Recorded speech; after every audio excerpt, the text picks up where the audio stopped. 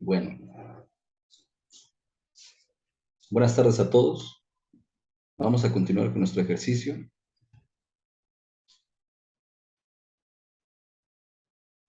Estamos estudiando, pues, a Arthur Schopenhauer, principalmente dentro de dos aspectos. Como filósofo, que es donde decimos que como tal da cuenta su único pensamiento, y por otra parte, como comentarista, apologista, etcétera, de su filosofía, que es donde nos parece que podríamos señalar, le llamamos así, el triunfo del genio maligno, en tanto que se hace una especie de escuela o movimiento en nombre de eh, lo peor o el mal, como le llega a decir Arthur Schopenhauer. Hasta ahora, no sé, me recuerdan ustedes si me equivoco, más bien me corrigen si me equivoco. Empezamos a ver ya el mundo como voluntad y representación, es decir, la obra que propiamente sería la filosofía de Arthur Schopenhauer.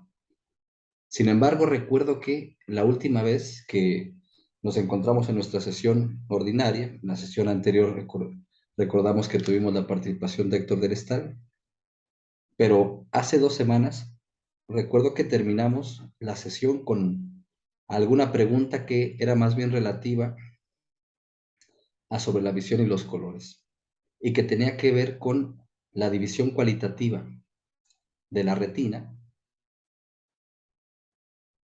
No sé, y la había planteado Edgar, me parece.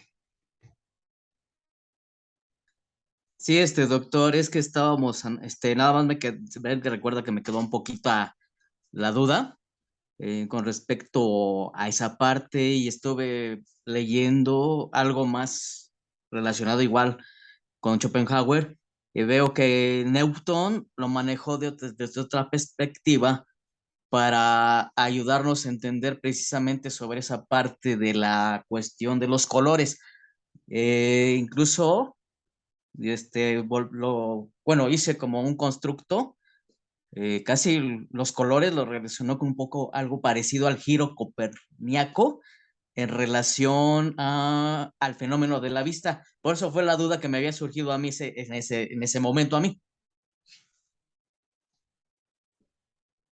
De acuerdo, sí, pero un poco quizá podamos todavía añadir a lo que mencionaste, eh, sobre todo por las pistas, o más bien la clave que tú señalas con lo de el giro copernicano, que sobre todo cuando hablamos del giro copernicano pensamos en Kant, pensamos en la revolución eh, copernicana en filosofía, que es más bien una toma de distancia del punto de vista del realismo, y que parte, sin embargo, de una hipótesis que consiste en decir que no ha sido, eh, que en lugar de estar,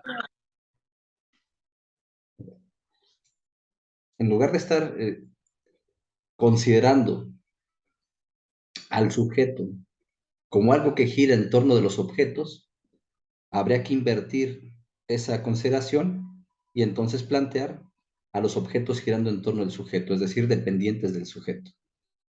Eso es Kant.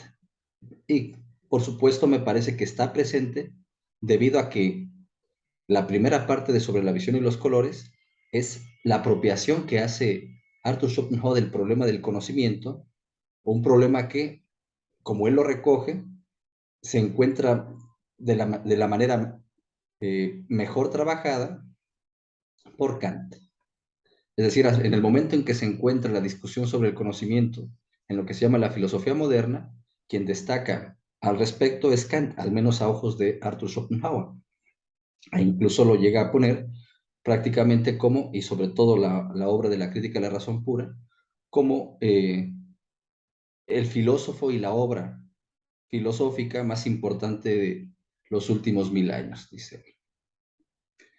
Entonces, esa clave me parece importante porque tiene que ver con la consideración que hace Arthur Schopenhauer del color, donde hace del color más bien un fenómeno fisiológico que, como era considerado, sobre todo por el realismo newtoniano, por ejemplo, como colores más bien físicos. Y entonces las cualidades, es decir, cualitativamente se encuentra la retina, el color se encuentra más bien en la retina que en el rayo de luz. El rayo de luz es importante para entender la división de la retina de manera intensiva, es decir, si hay mayor intensidad de luz o menor intensidad de luz, se divide de manera distinta la retina. Luz, penumbra, oscuridad, decía él, correspondiente con el blanco, el gris y el negro.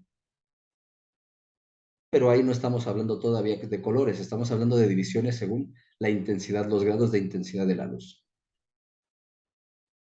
Y como se habla de una división intensiva, se puede también hablar de una división extensiva, en tanto que la retina podemos señalarla físicamente, un objeto extenso, en donde podemos apuntar o podemos encontrar que se encuentran representados distintos objetos a la vez. Es decir, que hay al menos dos puntos que se pueden representar, habla de su extensión y que por tanto es divisible también extensivamente.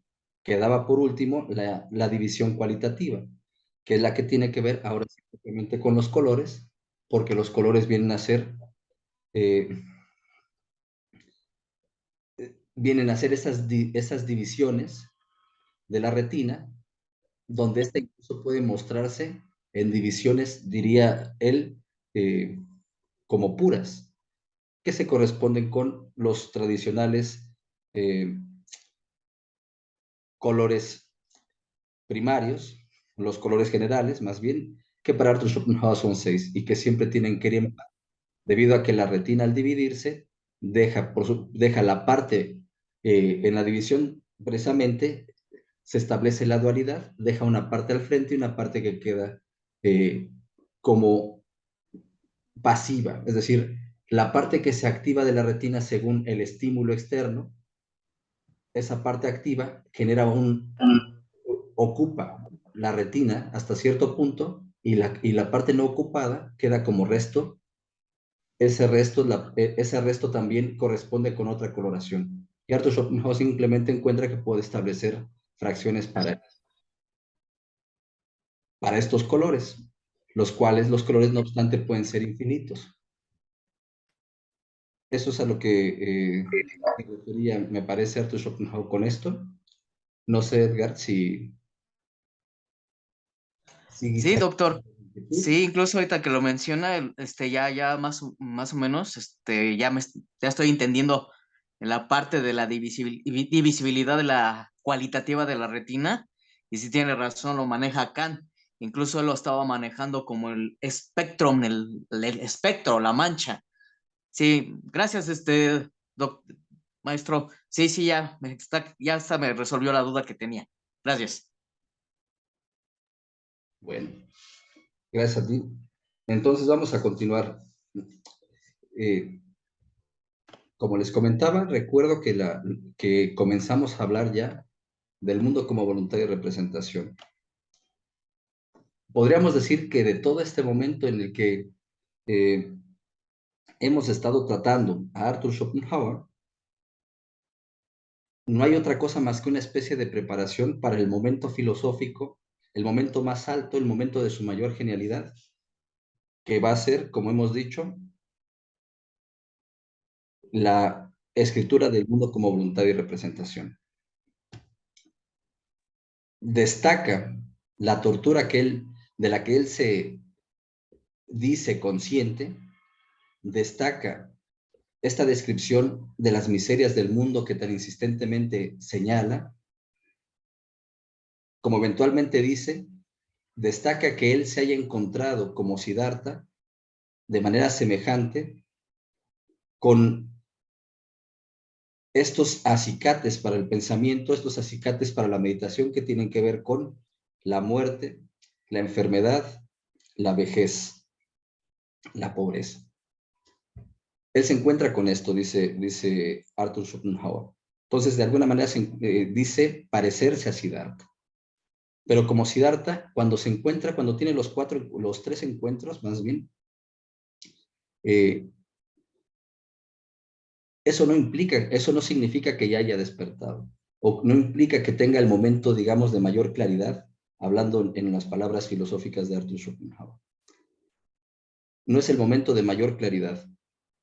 Ya encuentra algunos elementos, ya va en camino hacia allá, pero no es el momento de mayor claridad. El momento de mayor claridad entonces vendría a ser el mundo como voluntad y representación.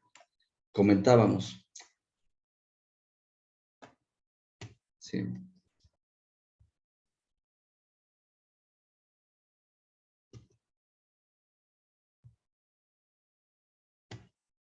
Y decíamos que sobre todo nos referimos con ello a la primera edición del mundo como voluntad y representación, es decir, la de 1818. Después va a respetar en lo general el contenido de esta exposición del mundo como voluntad y representación, pero le va a añadir unos complementos y así va a pasar en la publicación de la segunda edición y de la tercera edición, que va a aparecer ya como 2 tomos. Habíamos comentado hacia la última parte de la sesión que el mismo Arthur Schopenhauer reconoce que solamente el sistema en su completa coherencia solamente se encuentra en el primer volumen y que incluso sería preferible no atender el segundo si no se ha atendido el primero, porque el segundo lo que hace simplemente es apoyarse en todo este tiempo que ha tenido para estudiar, analizar, complementar, ejemplificar temas que han sido abordados o que son tocados en la exposición del primer volumen.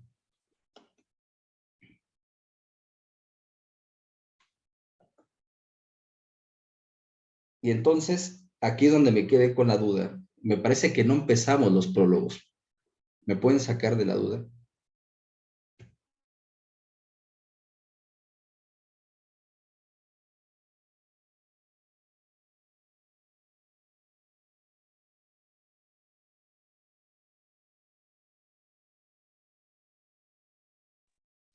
Gracias, Analí.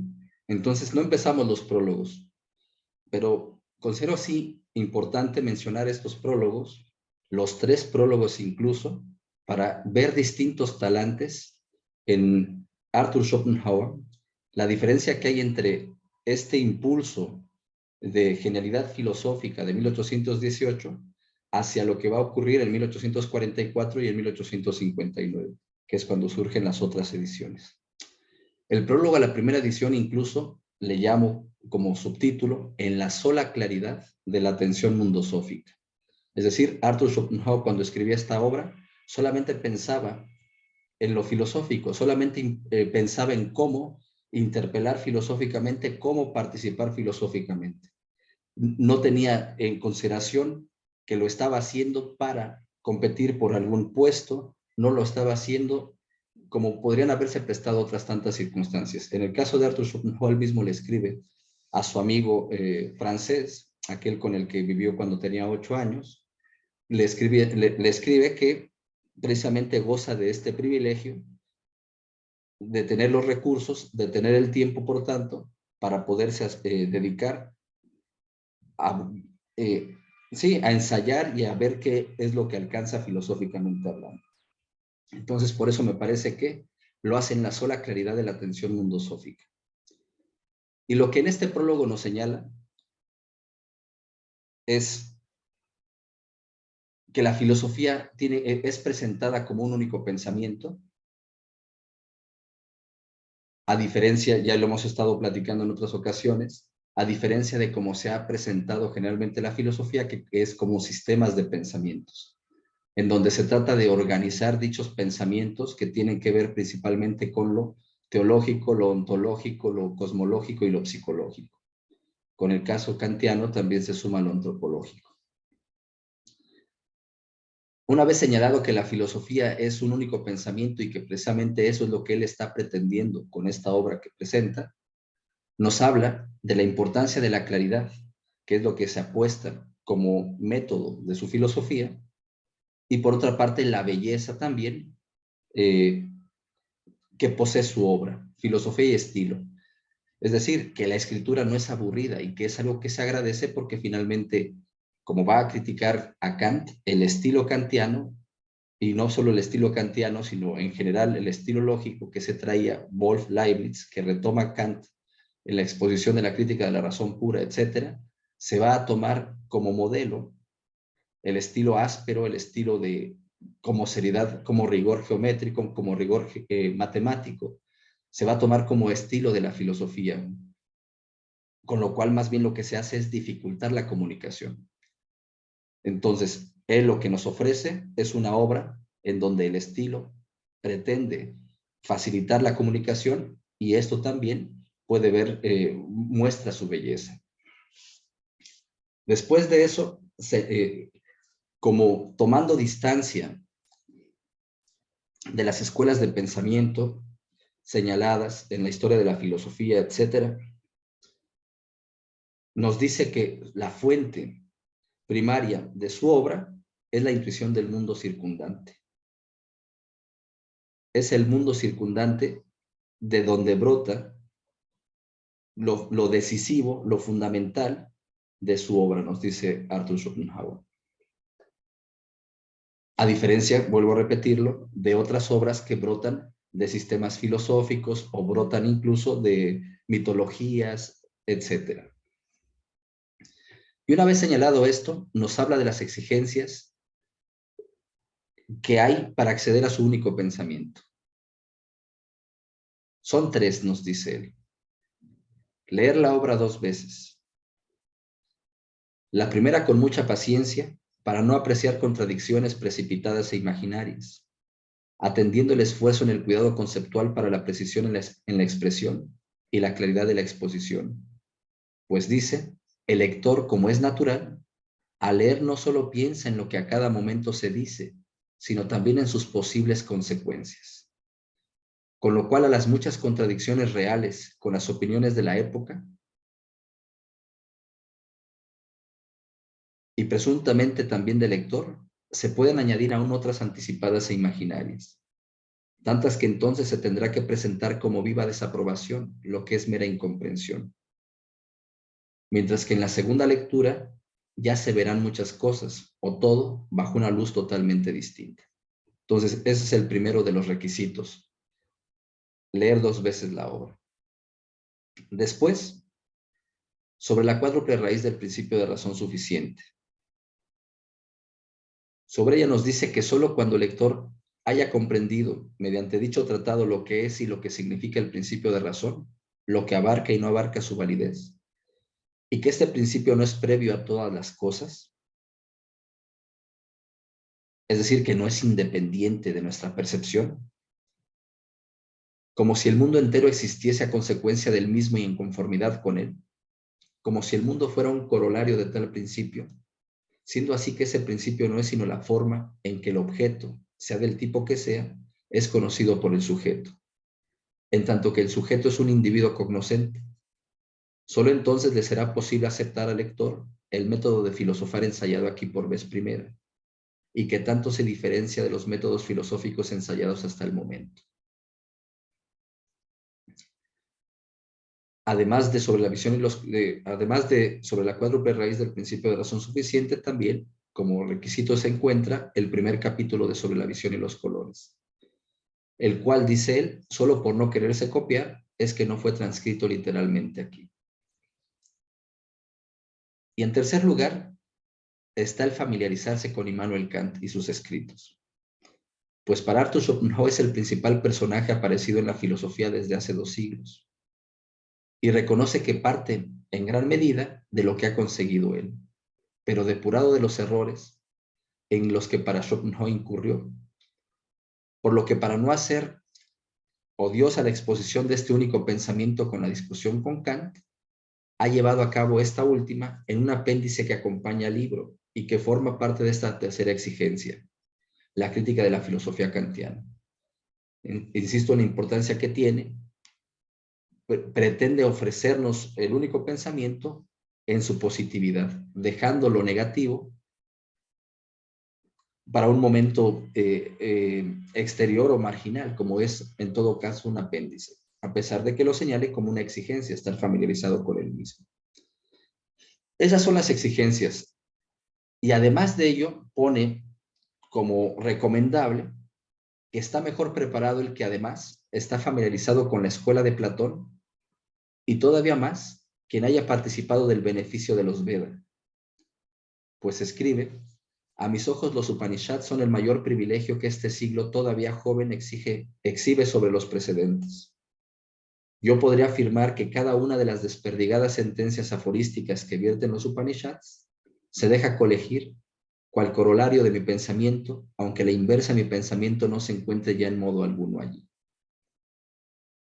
Si recordamos cómo trató el trabajo kantiano, la doctrina del color goetheano, la doctrina del color de Goethe, vemos que la doctrina del color de Goethe se encuentra en la teoría de Arthur Schopenhauer, pero su teoría del color no se encuentra a su vez en la obra de Goethe, porque la obra de Goethe son datos a los cuales le hace falta esta organicidad, esta unicidad que da la mirada teórica. De manera semejante me parece que es lo que nos estaría diciendo respecto al budismo, en las Upanishads, mejor dicho, que las sentencias que encontramos allí pueden ser vistas como corolario de su pensamiento, en su pensamiento bien que cabe, como corolario, no más que ello, no como proposiciones, como meros corolarios, aunque a la inversa, el único pensamiento de Arthur Schopenhauer, esta filosofía, no se encuentra en las mismas. Es decir, no podemos identificar o decir que finalmente la filosofía de Arthur Schopenhauer es la filosofía de lo que expresan las Upanishads, no es la filosofía del budismo, por decirlo así, como a veces pareciéramos inclinados a sugerirlo. Y bueno, ya termina simplemente dando como recomendación que si no se quiere atender la obra que nos ofrece con propiedad, reprochando los requisitos que señala en una Alemania en la que se publican al año 3.000 obras con pretensiones de importancia y originalidad. El libro puede utilizarse sin leerlo para rellenar un hueco de la biblioteca personal, o dejárselo a su instruida amiga encima del tocador o sobre la mesa del té, o puede recensionarlo, lo que sería lo mejor. Pero sobre todo, agradeciendo haber sido advertidos a tiempo por el autor, nos dice, para que no pierdan una sola hora con un libro cuya lectura no podría resultar provechosa, sin cumplir los requisitos establecidos y de la que, por lo tanto, han de abstenerse, sobre todo porque se puede apostar mucho a que no les va a gustar. La vida es breve y la verdad llega lejos y perdura. Digamos la verdad. Esta es la imagen, recordamos, en que en general nos ofrece Nietzsche, Arthur Schopenhauer, como el decidor de la verdad. Bueno, eso es el primer prólogo.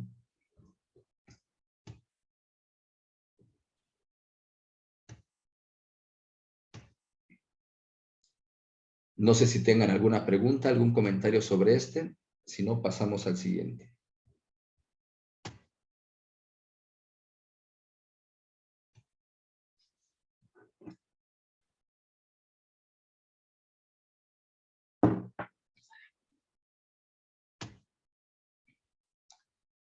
Bueno, el prólogo a la segunda edición, y este le titulo En la confirmación madura y la decepción beligerante. Este prólogo consiste, como señalo, más bien en una denuncia de la vulgarización de la cultura alemana. Es decir, ya no nos introduce a la obra, como sí ocurrió con el primer prólogo, donde nos dice cómo ha de leerse, donde nos dice lo que apuesta en ella, sino que más bien ya se concentra en hacer una denuncia de la vulgarización de la cultura alemana. Frente a lo que nos dice que su obra no se estanca en la cultura alemana, puesto que es una obra que se ofrece para la humanidad, y no para una generación, dice, apresurada, que se mantiene ocupada con su ilusión del momento. No he dejado de ver cómo lo falso, lo malo y lo absurdo eran universalmente admirados y venerados. Sucede ahora en Alemania, escribe, una llamativa diligencia, un impulso generalizado por escribir y hablar sobre cuestiones filosóficas. Cabe presuponer sobre seguro que el auténtico primer motor, el oculto resorte de tal movimiento, a pesar de todos los ademanes y aseveraciones solemnes, son únicamente fines reales, no ideales, que son intereses personales, corporativos, eclesiásticos y políticos. En una palabra, intereses materiales, los que se tiene a la vista con ello, y que por consiguiente son meros fines partidistas los que ponen en tan acuciante movimiento las muchas plumas de esos presuntos filósofos. O sea, que son las miras interesadas y no el interés por mirar, lo que guía a estos alborotadores, siendo en definitiva la verdad lo último en lo que piensan. Ninguna época puede ser más adversa a la filosofía que aquella donde se abusa de ella como instrumento político. Por un lado, o se la utiliza desdeñosamente como medio de subsistencia, por el otro. La verdad no es una puta que se arroje al cuello de quienes no tienen ganas de ella.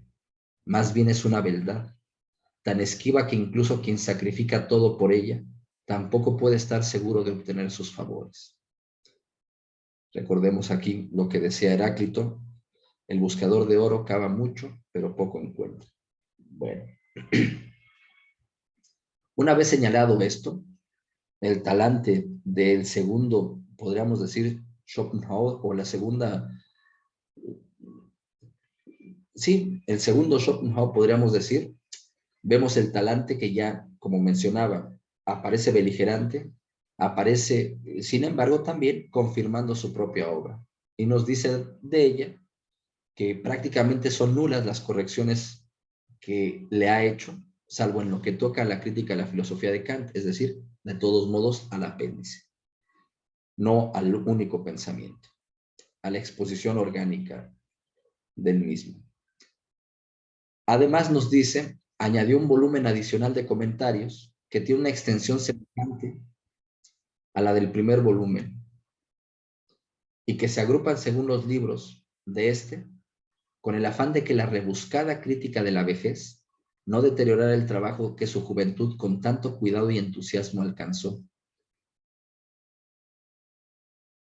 Me importa el punto como lo señala, porque se trata precisamente de que en la juventud alcanzó con mucho esmero esa cumbre, como él mismo utiliza la metáfora de la filosofía, subir a la montaña, alcanzó con mucho entusiasmo esa cumbre, pero después la rebuscada crítica de la vejez ya no tiene que ver con este esfuerzo, ya es otro tipo de trabajo el que se lleva a cabo, el cual incluso se puede llevar a cabo sin necesidad de estar en la cima de la montaña.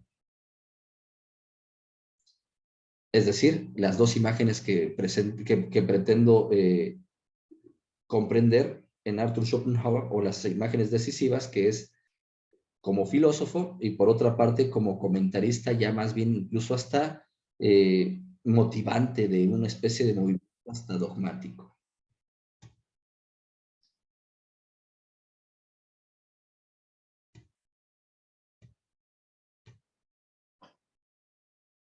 Nos dice que no es aconsejable leer el segundo volumen sin la previa lectura del primero, pues solo en este se encuentra su único pensamiento en su total plenitud.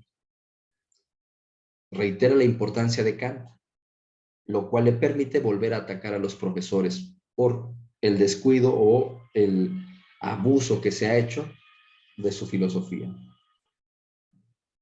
Y por último, dedica una sección claramente separada del prólogo, de nuevo a los profesores de filosofía, ahora para interpelarles por el silencio en el que han tenido su obra, y para recordarles que siempre ha habido sofistas, y que las obras honestas del diálogo filosófico perduran a pesar de las telarañas sofísticas, pues no está convencido del tamaño filosófico del significado de su obra. como nos damos cuenta, no sé si están de acuerdo conmigo, el contenido del prólogo nos habla completamente del talante de este segundo Schopenhauer, que es, antes que otra cosa, alguien que pretende defender su obra, publicitar su obra, sí, sí, sobre todo defender su obra y publicitarla buscando confirmaciones. Él va a decir que las experiencias, los diarios, el trabajo de los científicos, etcétera, le vienen a confirmar lo que él ha presentado. Es ese tipo de trabajo, ya no es la intuición del mundo donde busca la claridad, lograr describir con claridad sino viene a ser este momento secundario donde viene a participar dentro de la disputa filosófica, sobre todo porque le parece que ha sido desdeñada una obra que es decisiva para la comprensión del mundo. Eso es el segundo prólogo. Y por último, el prólogo a la tercera edición. Es un prólogo ya de una página. Yo le llamo como subtítulo En la serenidad de la vejez. Un año antes de su muerte, 1859, escribirá un tercer prólogo de ya solo media cuartilla, en el que relata brevemente el olvido en el que se le ha tenido. Aunque escribe, tengo la satisfacción al final de mi vida de ver el inicio de mi vigencia, con la esperanza de que, conforme a una antigua regla, será tanto más duradera por haber comenzado tan tardíamente. Dicho esto, es decir, estableciendo que ya comienza una especie de dominio del pensamiento schopenhaueriano, no obstante que tuvo dificultad para ello, ahora sí entra a hablarnos ya no de su significado para la historia, ya no de su significado en general, sino en la obra, de la cual nos dice simplemente que se añadieron 136 páginas y que en Parerga y Paralipomena, publicado en 1851, había depositado ya no pocos añadidos, puesto que pensaba que el mundo como voluntad y representación no vería una tercera edición. Si hubiese sabido que la tendría, nos dice, los habría reservado para esta. Y eso es lo que nos dicen los prólogos.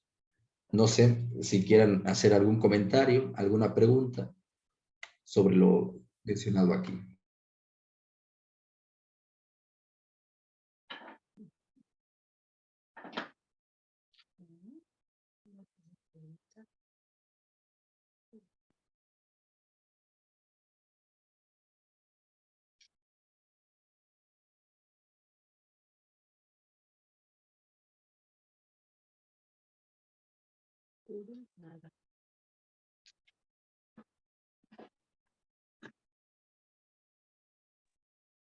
Vamos a la crítica de la filosofía kantiana, al apéndice, que como requisito nos decía, pues tendríamos que estar también familiarizados con el mismo.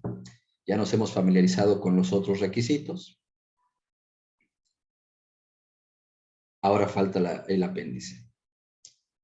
Yo le llamo a este el Kant de Schopenhauer I, porque vuelve a ser una exposición de la filosofía kantiana, sobre todo en relación con la moral, en aquel ensayo que lleva el título del fundamento de la moral.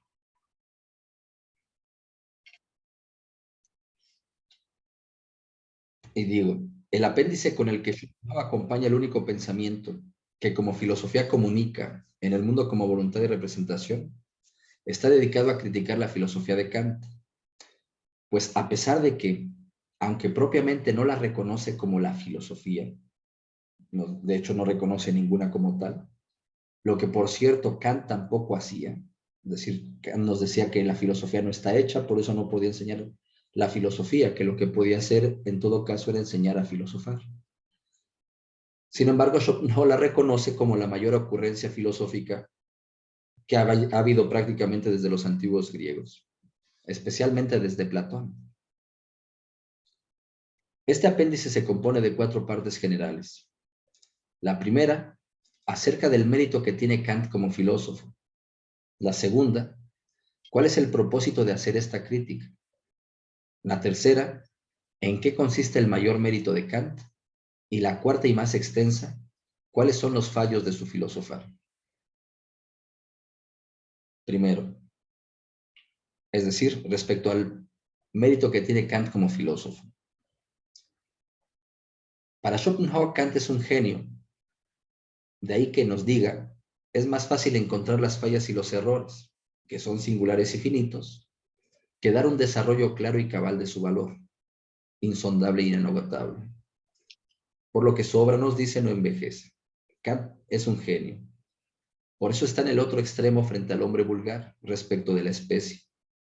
Su obra es patrimonio de la humanidad, la cual no tiene tanta capacidad de recibir como el genio de dar. Por eso tiende a confundirlo y tarda tiempo hasta que crezca de él una estirpe sin prejuicios, pues es lenta la educación del género humano, tenue y eterno discípulo del genio. Y nos dice que asume las obras en su pertinencia, frente a quienes las ven caducas o pasadas de moda o superadas por ellos. Estos, al tomar esta actitud, más bien las ignoran, perdiéndose así el beneficio que éstas pudieran ofrecerles, por lo que el resultado más próximo de esas doctrinas sean ensayos y estudios erráticos. En el caso de la, dice él, auténtica y rigurosa filosofía, todavía se halla donde Kant la dejó, pues, escribe, no reconozco que haya ocurrido nada en la filosofía entre él y yo, por eso enlazo directamente con él. Como filósofo, entonces, es simplemente un filósofo con todas las letras, y no cualquiera, sino es el filósofo más grande con el que se puede tratar en la modernidad, al menos pensaría en mismo. Es el gran mérito que tiene como filósofo. ¿Cuál es el propósito, ahora bien, de este apéndice? Dice él, justificar su propia obra, el mundo como voluntad y representación, en los puntos en los que no coincide con la de Kant e incluso la contradice, debido al influjo que recibe dicha obra de ella.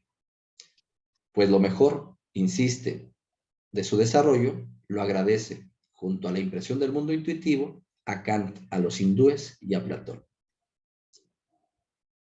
Es decir, no es ninguna sorpresa encontrarnos que hay que está involucrado la apuesta kantiana en la apuesta schopenhaueriana, no obstante que no pueden identificarse o no se puede decir tal cual que podemos encontrar clarificada o resumida la apuesta kantiana en lo que Schopenhauer ofrece como nociología. El tercer punto del apéndice. El gran mérito que tiene Kant en la filosofía, dice él, consiste en la distinción que hizo entre fenómeno y cosa en sí, fundamentada en que entre nosotros y las cosas se halla siempre el intelecto, por lo que las cosas no pueden ser conocidas en sí mismas, por lo que, por tanto, siempre tenemos una traducción del intelecto, pues las propiedades de las cosas en sí mismas solo pertenecen a su fenómeno en nuestra capacidad cognoscitiva. Y esto porque las condiciones de ella, espacio, tiempo y causalidad, son conocidas a priori en nosotros. Kant separó lo a priori de lo a posteriori en nuestro conocimiento, lo que es el material principal de sus indagaciones. Y con ello llevó a cabo la confirmación y ampliación de lo hecho por Locke, la corrección y la utilización de lo de Hume, expuesto de mejor manera en el prólogo a los prolegómenos, para el más bello y comprensible de los principales escritos de Kant, curiosamente poco leído. Y 3, la relación polémica y destructora con la filosofía leibnizo-wolfiana. Kant presentó por sí mismo, de modo novedoso, la misma verdad ya repetida incansablemente por Platón. Este mundo que aparece a los sentidos no tiene un verdadero ser, sino un incesante devenir. Es a la par que no es, y su percepción no es tanto un conocimiento como una ilusión. De ahí que juzgue que el pasaje más importante de las obras de Platón sea la alegoría de la caverna. Por cierto, me parece, también me detengo un poco para hacer un comentario al respecto, y que tiene que ver con Nietzsche y el modo en el que entiende, que estudia la historia de la filosofía, la historia de Occidente, que le llama a él la historia de un error, de cómo el mundo verdadero terminó por convertirse en una fábula, la historia de un error, el cual tiene 6 momentos, el primer momento es Platón, el tercer momento es Kant, y me parece que el modo en el que lo está describiendo no se aleja de lo que está señalándose aquí. Con la única diferencia de que Schopenhauer sí reconoce dicha historia del error, o como decirlo, no la reconoce como historia del error, sino más bien apunta que serían en todo caso, a pesar de sus errores, serían quienes se encontrarían en la mayor, sí, en la mayor comprensión, en la mayor intuición, digamos, de la verdad sobre el mundo. Además, me parece importante lo de la alegoría de la caverna, porque lo de la alegoría de la caverna nos remite a la figura del filósofo como aquel que no simplemente hace la descripción del mundo, lo que decíamos Arthur Schopenhauer en la montaña viéndose con el sol, teniendo esta claridad para esta descripción del mundo, sino que la asume como un compromiso, predicarla, difundirla y en todo caso ir ganándole instituciones a la misma. En otras palabras, como la alegoría de la caverna, no solamente se encuentra fuera de la caverna, sino que considera importante regresar a la caverna para tratar con los hombres, que eso es lo que me parece que podemos ver en el segundo Arthur Schopenhauer, que ya trata con los hombres y en lo que los hombres exigen, que es esta beligerancia, de la que hablábamos ya con el segundo prólogo. Continúa pues, respecto de esta verdad nos dice, también esta misma fue expuesta de un modo distinto en la doctrina. La misma verdad expuesta de un modo distinto es doctrina capital de los Vedas y Puranas. Es la doctrina de Maya, lo que Kant llama fenómeno frente a la cosa en sí, que es algo sobre lo que da lo mismo decir que es o que no es, pues es y no es. O para decirlo con el Sutra del Corazón, forma es vacuidad, vacuidad es forma. De acuerdo con Schopenhauer, Kant la expresó de manera sobria y serena, mientras que Platón y los hindúes la afirmaban sobre una intuición universal del mundo, de manera más mítica y poética que filosófica y clara. Y la imagen que nos ofrece es como Hecateo, Filolao y Aristarco frente a Copérnico. Ellos que en la antigüedad habían hablado también del heliocentrismo. El mundo, pues, se nos dice en esta verdad, es de una índole onírica. La vida es sueño. Kant lo mostró desmontando pieza por pieza toda la maquinaria de nuestra capacidad cognoscitiva. La consecuencia más asombrosa es que la validez de las leyes de la experiencia sea relativa y no deduzca ni explique nada de la existencia misma, por lo que dichas leyes no pueden ser el hilo conductor para explicar la existencia del mundo y de nosotros mismos. Los filósofos anteriores las consideraban como leyes absolutas e incondicionadas, verdades eternas, por lo que el mundo sería consecuencia de ellas y existiría conforme a ellas, y en ellas se resolvía el enigma del mundo. Kant mostró esas leyes y al mundo mismo como condicionados por el modo de conocer del sujeto. Por tanto, por esa vía no se avanzaría en la cuestión capital, el conocimiento de la esencia del mundo en sí, al margen de la representación. Dichas leyes, por cierto, son compendiadas por Schopenhauer como principio de razón suficiente: tiempo, espacio, causalidad y conclusión lógica. Además, el final nos dice, el final y el comienzo del mundo no hay que buscarlos fuera, sino dentro de nosotros mismos. La distinción entre filosofía dogmática y filosofía crítica o trascendental también, finalmente, forma parte de este mérito kantiano. La experiencia no comprende nada y debe callar cuando la filosofía habla a priori. La filosofía crítica investiga el origen de dichas verdades y lo encuentra en la cabeza humana, donde crecen a partir de las formas que le son idiosincrásicamente propias y que portan dentro de sí el efecto de concebir un mundo objetivo. Kant no arribó al conocimiento de que el fenómeno es el mundo como representación y la cosa en sí la voluntad. No dedujo la cosa del modo correcto, no la reconoció como la voluntad, pero dio un paso al exponer el significado moral del obrar humano como distinto e independiente de las leyes del fenómeno, algo que afecta inmediatamente a la cosa en sí, lo que constituye el segundo punto primordial de su mérito. El tercer mérito consiste en la total subversión de la filosofía escolástica, esto es, de San Agustín hasta antes de Kant, incluido Descartes. Para Schopenhauer, aunque se cree que Descartes es una ruptura con ella, realmente no lo es. El mérito de Descartes consiste en haber liberado al pensamiento de todas sus cadenas e inaugurado un nuevo periodo libre de prejuicios, aunque juzga su escepticismo como carente de rigor y presentado precipitadamente, con lo que aparentemente rompió las cadenas, aunque en realidad las estrechó más, hasta que Kant exhibió la indemostrabilidad de sus dogmas, presentados a menudo como demostrados, con lo que golpeó mortalmente la teología especulativa y la psicología racional. Es decir, la duda, el escepticismo cartesiano, alcanza como momento más alto la figura del genio maligno, pero es una figura que está no obstante restringida por dos criterios, el de la perfección, es el criterio de la moral y el criterio un criterio moral y un criterio matemático. El criterio matemático obliga un mayor que, la perfección es el mayor que respecto de todo, y el criterio moral es el de la perfección misma, es decir, que ser es perfección. Sí. Bueno, aunque Berkeley nos dice, había reconocido, como antes Malebranche, cuánto hay de parcial y falso en el realismo, no lo derribó porque su ataque fue solo hacia un punto.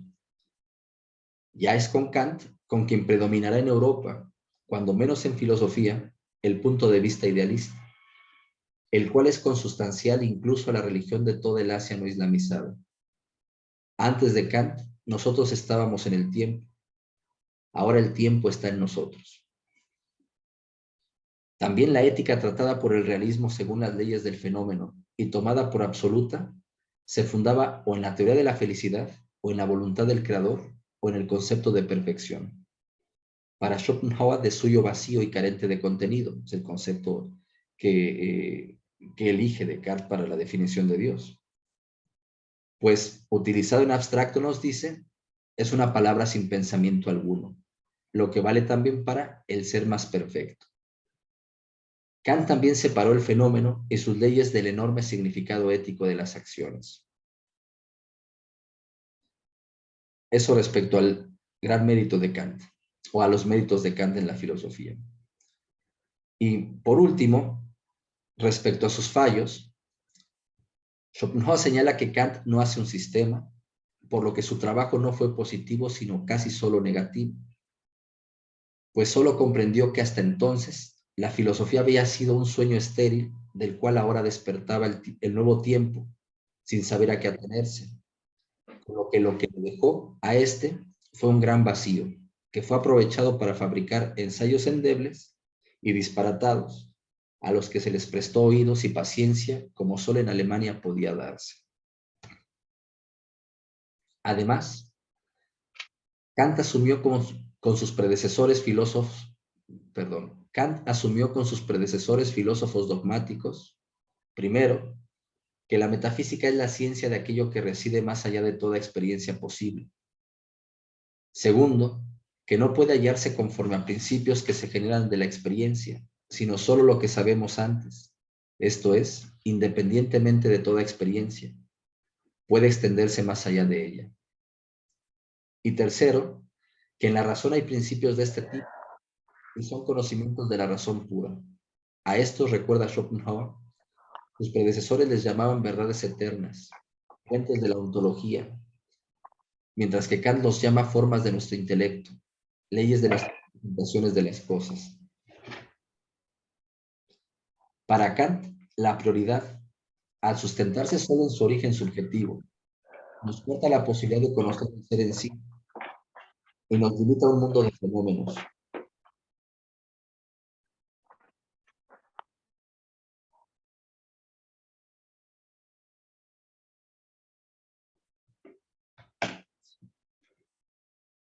Por lo que la metafísica se muestra imposible y tiene que ser sustituida por una crítica de la razón pura. Sin embargo, Schopenhauer señala que el primer supuesto fundamental de Kant es una petición de principio, esto es, que la fuente de la metafísica no es empírica, dice Kant, por lo que sus principios no se toman ni de la experiencia interna ni de la externa, para lo que le bastó a Kant solo el argumento etimológico de la palabra. Como el mundo y nuestra propia existencia se nos presentan como un enigma, la solución no vendría de la cabal comprensión del mundo mismo, sino que habría que buscarle en algo completamente distinto de él. Por el contrario, Schopenhauer piensa que mientras esto no se demuestre, no habría razón para quitarnos la más copiosa fuente de conocimientos, esto es la experiencia interna y externa, para operar solo con formas vacías. Para él, la solución del enigma del mundo ha de proceder de la comprensión del mundo mismo. De ahí que señale que la tarea de la metafísica no sea sobrevolar la experiencia en que consiste el mundo, sino comprenderla a fondo. Para él, la solución del enigma del mundo solo es posible haciendo confluir en un punto la experiencia externa con la interna, solución posible solo dentro de ciertos límites inseparables de nuestra naturaleza finita. Escribe Schopenhauer: mi camino es uno intermedio entre la omnisciencia de la anterior teoría dogmática y el extremo contrario de la crítica kantiana.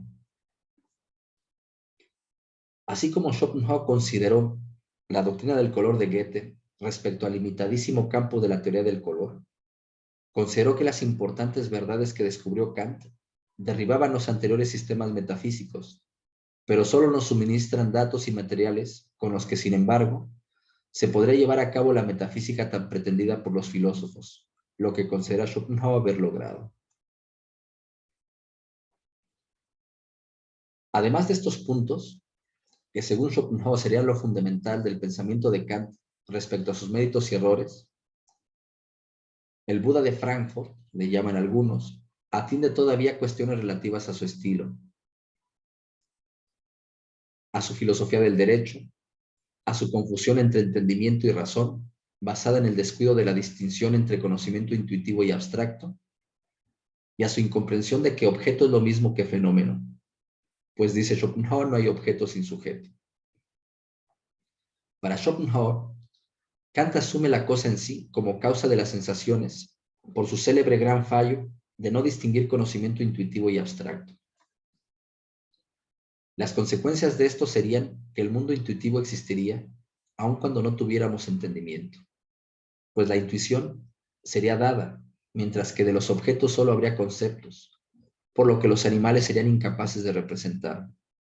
Sin embargo, para Schopenhauer la ley de causalidad es la forma real del entendimiento, por lo que las otras 11 categorías o conceptos puros del entendimiento que señala Kant no serían sino ventanas ciegas, entendimiento que caracteriza no la espiritualidad humana, sino la animalidad. Así como con Aristóteles o Descartes señalaba Schopenhauer una diferencia de método, apuntará que también en esto se distinguiría de Kant, pues el filósofo de Königsberg parte del conocimiento mediato y reflexivo, mientras que Schopenhauer lo hace del intuitivo. De ahí que escriba: para él, Kant, la filosofía es una ciencia desde conceptos. Para mí, lo es en conceptos sacada del conocimiento del mundo intuitivo. Con lo que el problema del principio de la permanencia de la sustancia, que aqueja a Kant, quedaría resuelto. Kant es, pues, el filósofo que Schopenhauer reconoce como quien ofrece una obra con una apuesta sin par desde los griegos, decíamos ya. Y su reconocimiento es tal que incluso la traduce al inglés, con el afán de ser su introductor en los entornos culturales que articula dicha lengua. Schopenhauer se afirma discípulo de Kant y continuador de lo hecho por él, sin aceptar filosóficamente nada entre Kant y él. Es más, llega a afirmar que su pensamiento consiste solo en llevar a sus últimas consecuencias lo pensado en esa obra por Kant. Con todo, Schopenhauer piensa dicha obra y encuentra que entre la primera edición de la misma y la segunda hay una afectación que puede entenderse por la censura que Kant sufrió cuando, tras la muerte de Federico el Grande, sucedió al predicador Bollmann como ministro de Cultura al barón von Setlitz, que es a quien, por cierto, Kant había dedicado la obra. Por ello es que Schopenhauer insistirá en que la primera edición es la filosóficamente decisiva, pero insistirá también en que tampoco la crítica de la razón pura en su primera edición constituye en su totalidad un verdadero aporte filosófico, pues está afectada tanto en la forma como en los contenidos, siendo prácticamente solo la estética trascendental la que podría gozar de ser tal. Y ya que mencioné lo de la dedicatoria de Kant de su obra a un político, también es importante mencionar que la obra de Arthur Schopenhauer no está dedicada a nadie. Y bueno, esto valga para lo relativo, para familiarizarnos con las recomendaciones kantianas. Más bien, perdón, con lo que nos había señalado como exigencias Arthur Schopenhauer. Dice Anali, a veces no todos seguimos las recomendaciones de Schopenhauer. Sí, completamente de acuerdo. Y tampoco las recomendaciones de Platón y tampoco las recomendaciones de Descartes. Y en general no atendemos sus recomendaciones. Nos tendríamos que preguntar también por qué leemos los libros que leemos, los libros de filosofía, y cómo es que pretendemos leer dichos libros.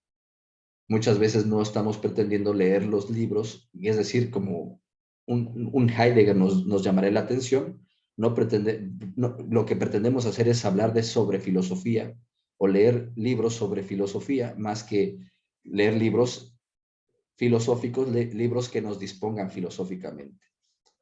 Pero bueno, en todo caso, seguir las recomendaciones que nos van indicando los autores para que le saquemos el mayor aprovechamiento si es que no nos están timando, pues sería lo adecuado. Bueno, entonces, ahora sí, la mundosofía como único pensamiento, la metafísica del mundo. Llegamos a la exposición, pues, a la hora de la exposición del único pensamiento, lo que considero que sería, si filosóficamente hablando se tiene que reconocer a Arthur Schopenhauer, sería lo decisivo. ¿Y en qué consiste el mundo como voluntad y representación? Si lo vemos, el título mismo lleva ya el contenido, las señales de la apuesta misma.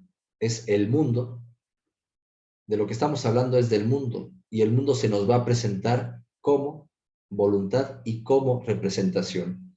Es una conjunción, no es un dualismo del mundo como voluntad o el mundo como representación, o el mundo por una parte como voluntad y el mundo por otra parte como representación, sino más bien el mundo es el mismo mundo que se presenta en un aspecto como representación y en otro aspecto como voluntad.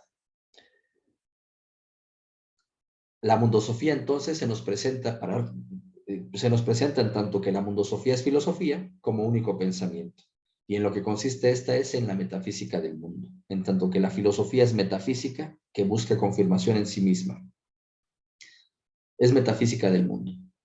El modo en el que se expone la metafísica del mundo es en 4 libros, el primero dedicado a la cognoscibilidad del mundo, el segundo a la fisiología del mundo, el tercero a la contemplación del mundo y el cuarto a la afirmación y la negación del mundo. Todos son sobre el mundo y simplemente son distintas consideraciones, distintos aspectos a considerar del mismo. No se nos olvide que lo que a lo largo de los parágrafos va ofreciendo Arthur Schopenhauer son consideraciones, no son premisas, no son proposiciones, son consideraciones en donde se va haciendo consideraciones a través de las cuales pretende que se nos haga comprensible este único pensamiento que dice el mundo es el mundo como voluntad y representación. Entonces, el primero está dedicado a la cognoscibilidad, el segundo a la fisiología, el tercero a la contemplación y el cuarto a la afirmación y la negación. Y es importante mencionarlo así, es a la afirmación y la negación porque se llega a hacer de Arthur Schopenhauer, como él mismo lo llega a decir, alguien que quiere enseñar moral ascética entre optimistas y protestantes, dice él. Pero el cuarto libro, al menos en la exposición de 1818, no es, no es la obra del ascetismo, no es un libro de ascetismo, sino más bien es la exposición de las costumbres humanas. Y en las costumbres humanas lo que vemos es afirmación y negación. Es un libro, por tanto, de afirmación y negación del mundo en el hombre. Bueno, no sé si hasta aquí quieran comentar alguna cosa antes de que entremos al primer libro.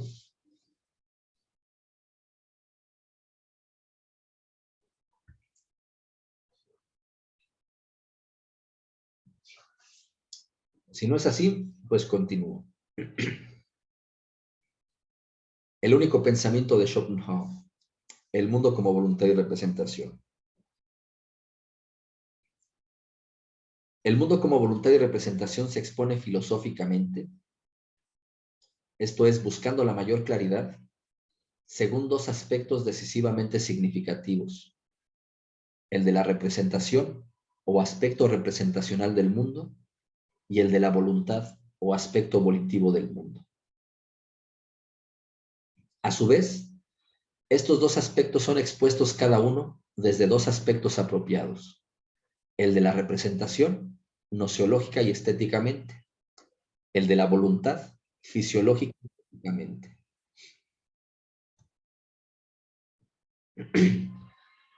Estos cuatro aspectos pueden ser llamados metafísica del conocimiento, metafísica de la naturaleza, metafísica de las ideas y metafísica de las costumbres. Es decir, da cuenta de lo que otros hablan bajo los términos de metafísica, ética, epistemología, etc., estética. Pero él no está haciendo esto. Es decir, en estos libros no hay eso. El único pensamiento que comunica el mundo como voluntad de representación, esto es, como autoconocimiento o representación de la voluntad, es dividido en su exposición en 4 libros correspondientes cada uno de ellos, con dichas metafísicas o consideraciones filosóficamente metafísicas, de los aspectos en los que el mundo se muestra significativo en la unidad y unicidad diversamente manifiesta de su sentido. Por su parte, estos 4 libros se dividen desigualmente los 71 parágrafos que componen la obra.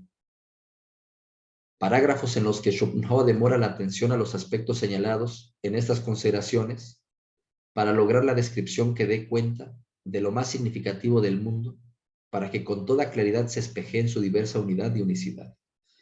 Insisto en lo de lo significativo, porque la pregunta de Arthur Schopenhauer es por el significado del sentido o el significado del mundo, el significado de la existencia. ¿Qué es lo significativo en la representación nociológica? El principio de razón suficiente. ¿Qué es lo significativo en la contemplación, en la representación al margen del principio de razón suficiente? La idea. Y así sucesivamente. Bueno. El epígrafe con el que Schopenhauer acompaña esta descripción del mundo, el mundo como voluntad de representación, es: ¿y si al final no se puede sondear la naturaleza? Es decir, está acompañada de esta inquietud, en todo caso, podríamos decir escéptica, en donde, a pesar del esfuerzo apostado, podríamos no obstante haber fracasado.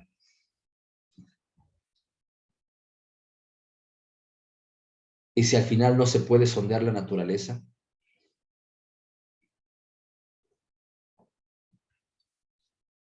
Decía yo,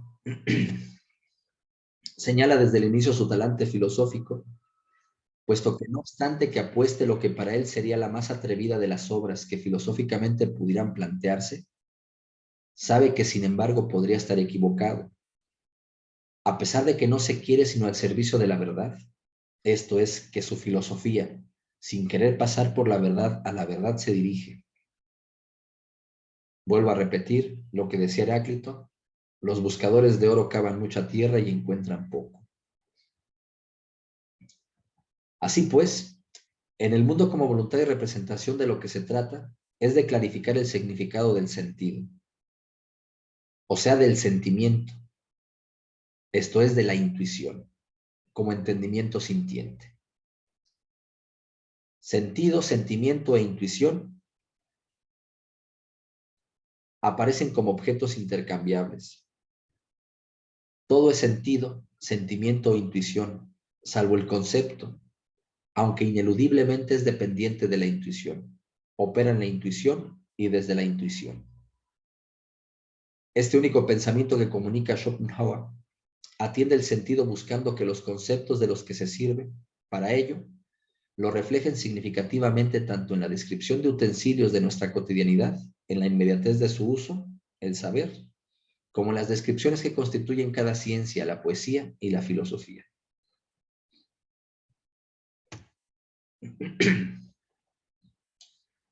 El sentido es el mundo, y el mundo es volitivamente representacional. Lo representacional se muestra nociológica y estéticamente. Nociológicamente, intuitivo, y por intuitivo entendemos trascendental, causal y motivacionalmente, y nociológicamente también lo hace abstractamente, es decir, conceptualmente, mientras que estéticamente lo hace arracionalmente. Los conceptos conforman el lenguaje y son el correlato objetivo de eso que llamamos nuestra capacidad cognoscitiva racional o simplemente razón, Vernunft. La razón nos distingue de los animales, potenciándonos el entendimiento, esto es, desplegando posibles mundos en la arbitraria relacionalidad que los conceptos nos permiten, lo que se muestra claramente en lo que describimos como pasados o como futuros. El hombre comparte con los demás animales el entendimiento sintiente, pero no el entendimiento abstracto o razón, que es exclusivo del hombre. Con la razón, el hombre accede a grandes ventajas y a grandes desventajas respecto a los demás animales. Las ventajas radican en las posibilidades que hay en la coordinación que alcanza para llevar a cabo empresas con distintas finalidades. Las desventajas es que a esas mismas empresas enfrentan a los hombres en tendencias perjudiciales. Lo racional, al ser reflejo de lo sentido, no dice nada más de lo que éste es. Sin embargo, tiende más bien a mostrarse enredándolo, dada la fácil ambigüedad en la que pueden caer las palabras, que lo objetivan por la naturaleza de su relacionalidad, que es la arbitrariedad. En lugar de simplemente mostrarlo claramente, lo enreda gracias a esa relacionalidad arbitraria que sus conceptos le permiten. Escribe Schopenhauer. Aun cuando el saber abstracto sea el reflejo de la representación intuitiva y se base en ella, en modo alguno resulta tan congruente con ella como para que pueda suplirla por doquier. Por eso, aunque muchos quehaceres humanos se apoyan en la razón, algunos se ejecutan mejor sin ella. Sobre la razón habrá que hablar todavía, cuando nos demoremos en la comprensión volitiva del mundo, pues esta objetiva el hambre, deseo, afán o voluntad de saber, y se presenta en el hombre como instrumento que, por tanto, brinda ventajas y desventajas, según he señalado, pero de manera análoga como correspondientemente lo harían los picos, las garras, los cuernos, las alas, las aletas, los ojos, las manos o los intestinos. Para Schopenhauer, no son sino objetivaciones de la voluntad en las que dolorosamente se conocen su unidad y unicidad armónicamente diversa. Bueno, esto es como introducción que hago a la exposición que vamos a comenzar del primer libro. Vamos a ello.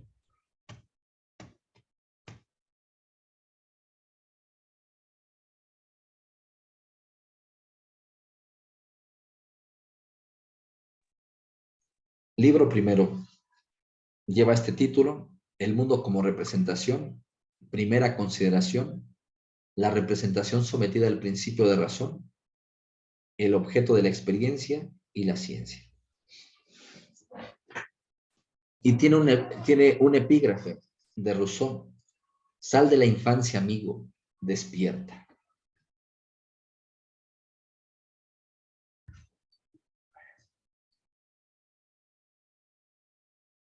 Como introducción a este libro, lo que menciono es que el aspecto del mundo que se describe en él es el gnoseológico. Se trata de la metafísica del conocimiento. Tal descripción constituye la apuesta filosóficamente metafísica de Schopenhauer por el conocimiento, la descripción que apuesta a reflejar conceptualmente el conocimiento con tal claridad que lo muestre plenamente significativo. Esta descripción significativa del mundo desde el aspecto gnoseológico del mismo muestra la teoría de la representación del mundo según el principio de razón suficiente. Es expuesta en 16 parágrafos que conforman este primer libro y que consisten en consideraciones específicas que demoran la atención al aspecto señalado del libro para que la representación Vorstellung se muestre claramente a través de ellas. Tales consideraciones atienden la representación en lo general, el mundo como representación sometida al principio de razón y en consecuencia apreciada en sus modos subjetivos, entendimiento del sentido puro, entendimiento del sentido externo, entendimiento del sentido interno y razón o abstracción del sentido, y sus correspondientes manifestaciones objetivas, causales, motivacionales, trascendentales y conceptuales. Y en lo específico, la experiencia, la ciencia, la risa o el uso práctico de la razón. Las representaciones abstractas, esto es, los conceptos, al ser las que articulan el saber, la ciencia y la instrumentalización de la razón para calcular el obrar, razón práctica, son las que permiten que este único pensamiento y cualquier otro pueda ser no solo comunicado, sino tan solo articulado, con lo que se muestra lo que para Schopenhauer es el inevitable talante idealista de la filosofía.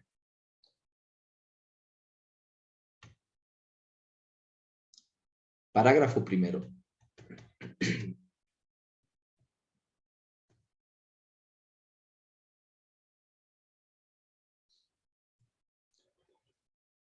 El mundo es mi representación, lo que se muestra evidente para todo el que vive y conoce, aunque solo el hombre lo trate también abstractamente. ¿Qué quiere decir que el mundo sea mi representación? Que nunca hay un sol o una tierra sin un ojo que lo vea o una mano que la toque. Esto es, que lo que se puede decir es que está siempre en relación, antes que nada, con el objeto inmediato de la percepción. La percepción está mediada por un trato entre objetos, donde uno de ellos es el objeto inmediato, en el cual siento como individuo dolor y placer, aunque esto último, sentir dolor y placer, se dejará de lado en esta consideración noseológica del sentido por tocar ya más bien el aspecto volente del sentido, lo que por cierto es la clave para comprender el significado de la representación. Así pues, decir el mundo es mi representación quiere decir que el mundo que circunda solo existe como representación en relación a otro que es el mismo.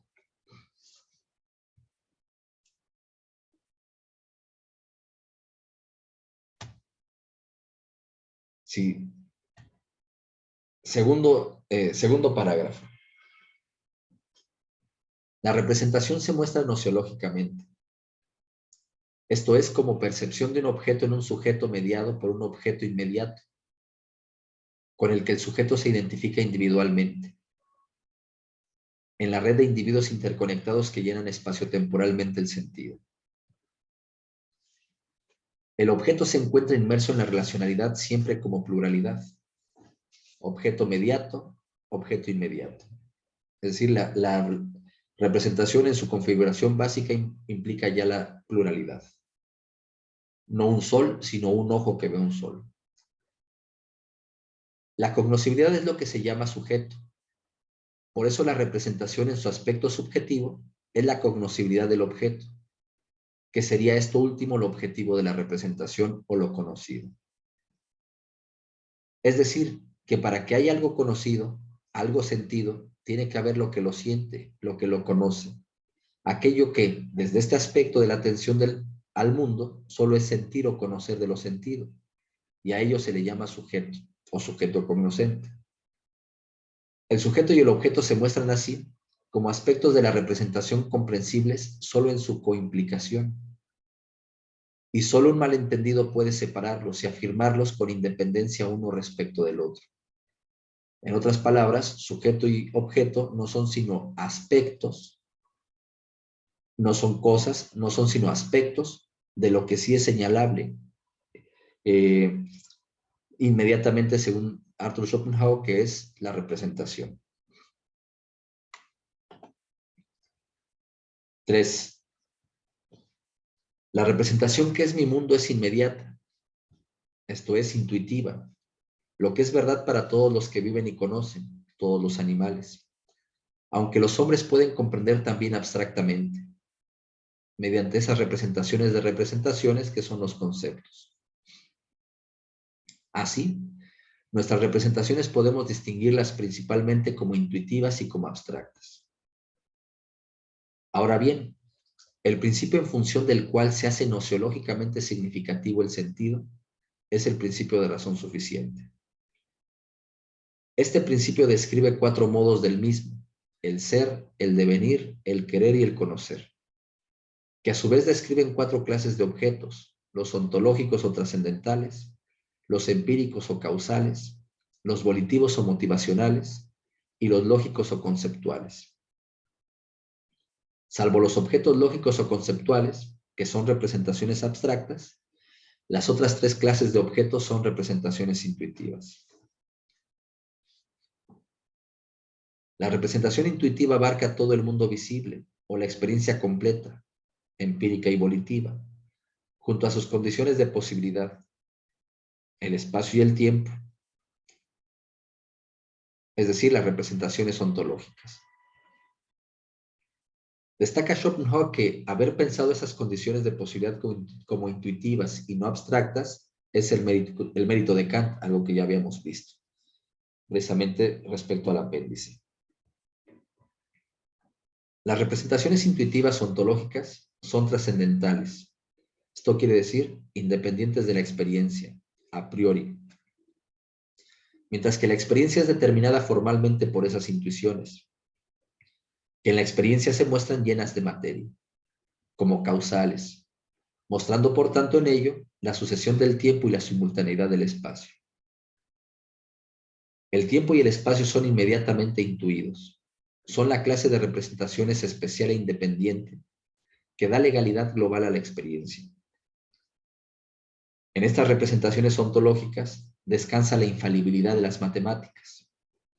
Ahí se muestra el principio de razón suficiente como razón de ser, en el tiempo como sucesión de momentos y en el espacio como situación de sus partes, determinadas recíprocamente hasta el infinito. En esta configuración ontológica del principio de razón suficiente, el principio de razón también determina la experiencia como ley de causalidad y como motivación, mientras que en tanto que ley para establecer juicios, determina el pensar, esto es, ya en las representaciones de las representaciones, que son las representaciones abstractas. El principio de razón guarda una perfecta identidad, la ley de homogeneidad, en la diversidad de sus formas. Esta ya implica la ley de especificidad. La más simple de sus estructuras es el tiempo.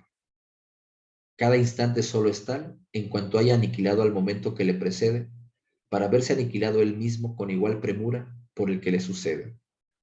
Por lo que pasado y futuro son tan vanos como un sueño, los cuales solo tienen lugar en la abstracción, aunque el presente solo es la frontera inextensa y sin duración entre ambos.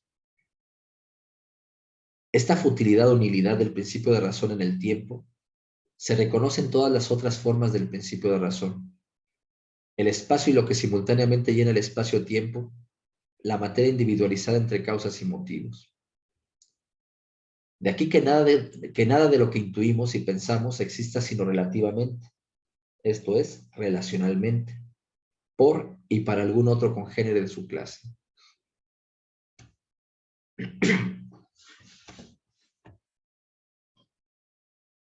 4. La configuración del principio de razón aparece ya en la esencia total del tiempo puro como sucesión. En ella descansa todo cálculo y cuenta. En la simple intuición del espacio impera el principio de razón como simultaneidad. Esta agota la esencia global de aquel.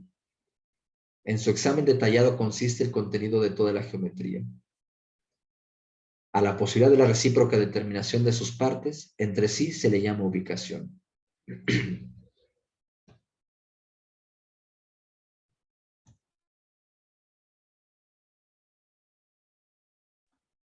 Las formas del principio de razón son el espacio y el tiempo.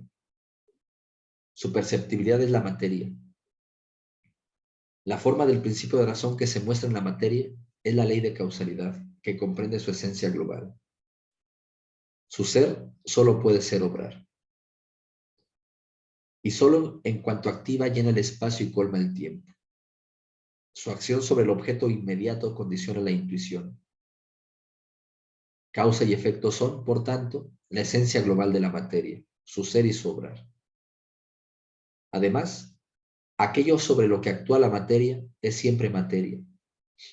Su ser y su esencia consisten en la variación según leyes que una parte produce sobre otra parte, por lo que es enteramente relativa, con arreglo a una relación que solo vale dentro de sus límites.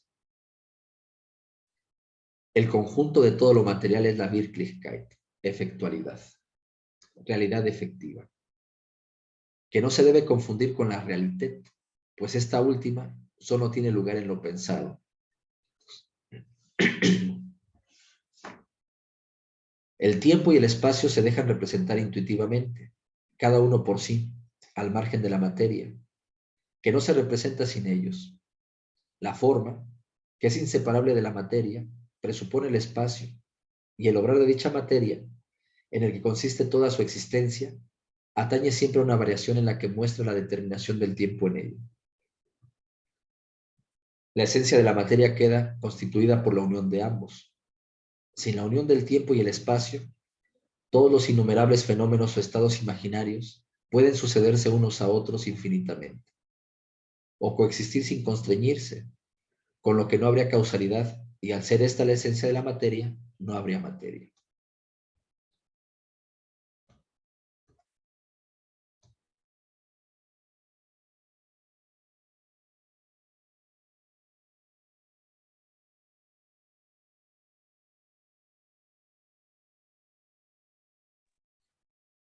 La ley de causalidad cobra sentido no por el mero cambio de los estados entre sí, sino del hecho de que en el mismo lugar del espacio hay ahora un estado y después otro, así como de que en el mismo instante de tiempo se dé aquí este estado y ahí aquel.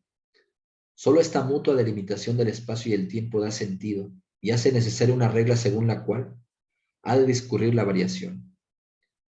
La variación es el cambio suscitado por la ley causal y atañe en cada caso a una determinada parte del espacio y una del tiempo simultánea y conjuntamente. La causalidad une espacio y tiempo. En la materia se reúnen espacio y tiempo, por eso porta simultáneamente las propiedades de estos, y reúne lo que en cada uno es imposible de por sí, la inconsistente huida del tiempo y la rígida e inalterable persistencia del espacio. De ambos posee la divisibilidad hasta el infinito. La materia da lugar a la simultaneidad, que no puede darse ni tan solo en el tiempo, que desconoce la coexistencia, ni tan solo en el espacio, que desconoce antes, después, ahora. La simultaneidad de varios estados constituye propiamente la esencia de la realidad efectiva, Wirklichkeit. La duración se significa en lo que coexiste con lo perdurable. La variación es la transformación de la cualidad y la forma junto a la permanencia de la sustancia. Si solo hubiera espacio, el mundo sería fijo e inmóvil, sin sucesión ni variación ni acción. Al suprimirse la acción se suprime la representación de la materia. Si solo hubiera tiempo, todo sería fugaz, sin permanencia ni coexistencia, ni simultaneidad ni materia. Espacio y tiempo implican materia, simultaneidad, duración, permanencia de la sustancia con la variación de sus estados. La materia manifiesta su origen espacial por la forma insuperable de ella, por su permanencia. De aquí su certeza a priori, mientras que manifiesta el temporal en el accidente de la cualidad y en lo cronológico de la variación. La legalidad de dicho actuar supone a ambos. Un estado es en ese tiempo y en ese lugar. A priori, conocemos que llena el espacio su eficiencia, impenetrabilidad, extensión, divisibilidad, permanencia, indestructibilidad, movilidad. A posteriori, la gravedad para Kant a priori. Cada clase de representaciones implica una facultad del sujeto. La sensibilidad o entendimiento pura, la sensibilidad pura, representaciones puras o ontológicas. La sensibilidad o entendimiento de la conciencia externa, representaciones materiales o empíricas. El entendimiento de la conciencia interna, representaciones ético-psicológicas.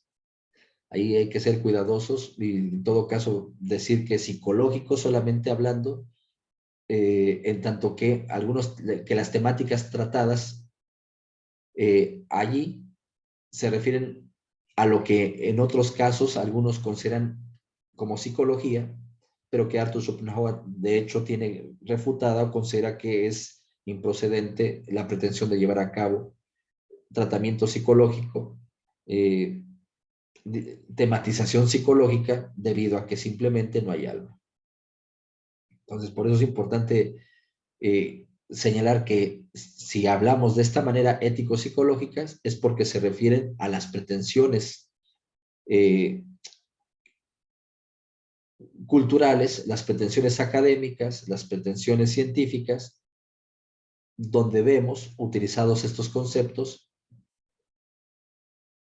bajo esas apuestas. Es decir, que efectivamente se puede dar el estudio de la mente humana como si fuera el alma humana. Y razón, representaciones abstractas o conceptos. Eso respecto al parágrafo 4. Sí, Rubén, por favor.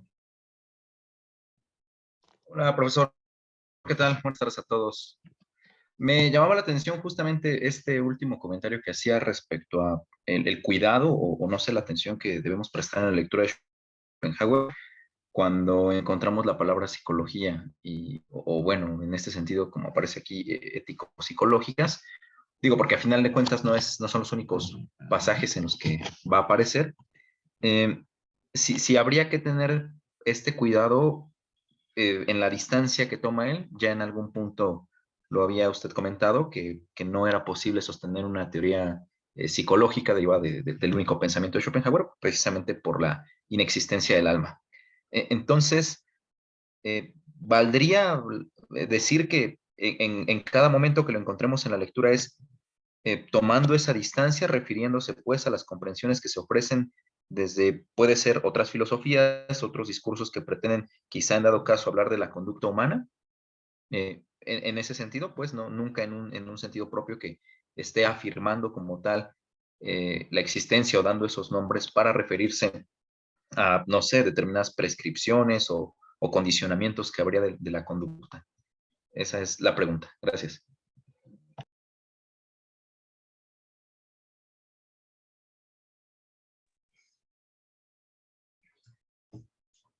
Muchas gracias, Rubén. Lo que me persuade a mí es que cuando se utiliza este término por parte de Arthur Schopenhauer lo hace en tanto que de alguna manera es un término en disputa, un término en uso. Y que en todo caso, siempre que lo encontremos, también tendríamos que ser cuidadosos con la traducción, porque a veces el problema que hay radica en que, por ejemplo, Arthur Schopenhauer utiliza gemütlich.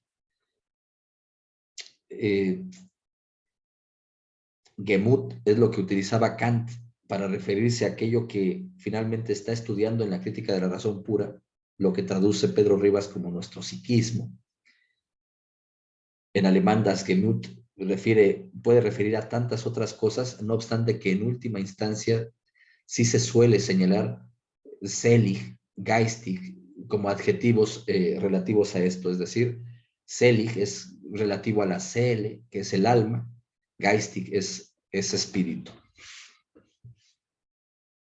Pero, insistiendo, así como decíamos que lo que los filósofos o los profesores de filosofía trabajan como estética, como epistemología, como metafísica, como ética, etcétera, eso que no se encuentra en esta obra una ética, una epistemología, una estética, etcétera, porque no le compete a la comprensión misma que como filosofía se arroja, no quiere decir que no satisfaga aquellas inquietudes que están en una mira más baja.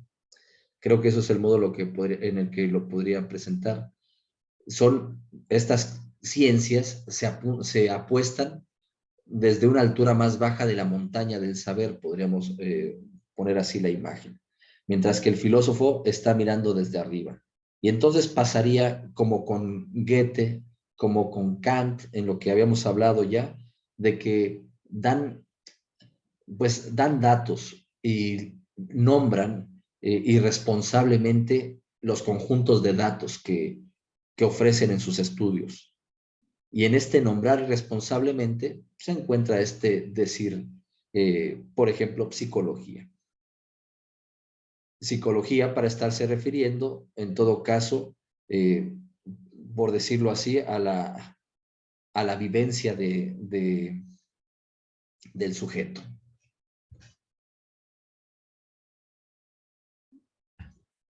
Entonces, sí, él menciona lo psicológico, lo menciona como ciencia, menciona que se da cuenta a esas pretensiones dentro del ámbito del comportamiento humano, pero eso no quiere decir que propiamente haya tal ciencia, psicología. Es decir, poniéndolo como con Aristóteles, en el sentido de, si acaso hay una filosofía primera, una filosofía que se pueda presentar propiamente como la filosofía primera, pues dejaría a la física como filosofía segunda y a las demás ciencias como terceras, cuartas y demás. Es decir, ciencias de cuarta, en tanto que su mira es tan reducida, tan limitada, que a pesar de atinar en ciertos elementos, queda rebasada respecto de otros, o en los que atina no logra comprender el empuje por el cual lo hace. En este sentido es como me parece que se podría entender la aparición de dicho término en la obra, pero no porque Arthur Schopenhauer haga consideraciones psicológicas o le interesa hacer ese apartado de las cuestiones. Sí, le interesa hacer un apartado científico dedicado a la psicología. Hace apartado científico dedicado a la ética y apartado científico dedicado a la óptica, sobre todo relativa a los colores, pero hasta donde yo conozco no avanza más. En otras palabras, podríamos decir que lo que la psicología de verdad nos dice serían como corolarios de la obra de Arthur Schopenhauer, igual que lo que la ética y la estética, etcétera, serían como corolarios, sin que a su vez su pensamiento, el pensamiento que ofrece Arthur Schopenhauer, se encuentre en lo que hace la psicología, en lo que hace la ética, en lo que hace la estética, como campos positivos de trabajo científico. No sé si me explico, Rubén. Sí, y perdón, pero me parece que se abren como varias consideraciones y no sé si de otros problemas con esto último que mencionaba, porque así como ahora pasa esto con el término psicología, podría pasar con algunos otros que también se ocupan de esa manera y que están más o menos ocupados en ese mismo sentido, en ese mismo tenor. No desde una consideración propia, como señala, sino que más bien son parte del discurso externo con el que se está dialogando en cada momento. Entonces, digo, esa parte me queda clarísimo, pero ahora también es una consideración que no había, digamos, tenido en cuenta a propósito de cuántos otros términos más o menos no estarán sobre esa misma línea. Digo, por ahora se me ocurre ese, pero no sé si, por ejemplo, cuando hablamos de ciencia, cuando hablamos de física en particular, también me parecería que se atendería, ¿no?, a la comprensión epocal de dichos conceptos. Es por poner un ejemplo solamente.